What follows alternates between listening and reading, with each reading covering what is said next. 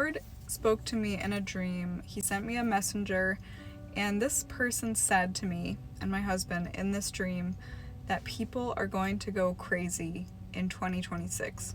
I sought the Lord on what he meant by that and what specific details I can give. He was explaining to me and put on my spirit that there's going to be financial upheaval, economic problems. I believe that God has shared this with me so we can each individually pray for our families and ask the Lord how we can prepare, because the Lord will give a warning, because sometimes he wants us to pray and speak to the situation and ask for heavenly solutions to actually survive in a situation like that. He will warn his people in advance so they know what's coming and can prepare accordingly.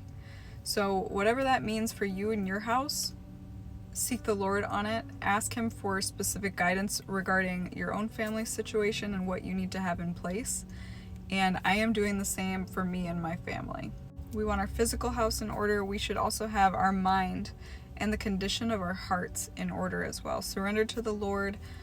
Turn over pride. Turn over any judgment or hard-heartedness to him.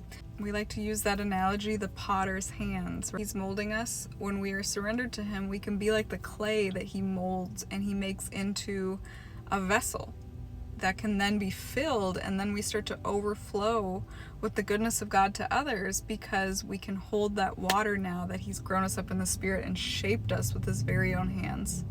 Another thing that continues to come up in my spirit, there's confirmation after confirmation, and that is people are fearing the wrong things right now. People are fearful of the kingdom of darkness. They're in fear about being on the wrong path. They're in fear of what the enemy can do to them and mess with them, but we don't fear and revere God, Yahweh, the way that we should. I'm grateful that he gave us this word. I always feel blessed and cared for and loved by the Lord. Heavenly Father, in the mighty name of Jesus, I just ask for every single person's heart who is watching just to submit to you, surrender to you, and soften to you as you speak to them. Father, thank you for giving us warnings and telling us which way to go. Thank you for giving us a way to strategize for the future, for the sake of our families and our loved ones.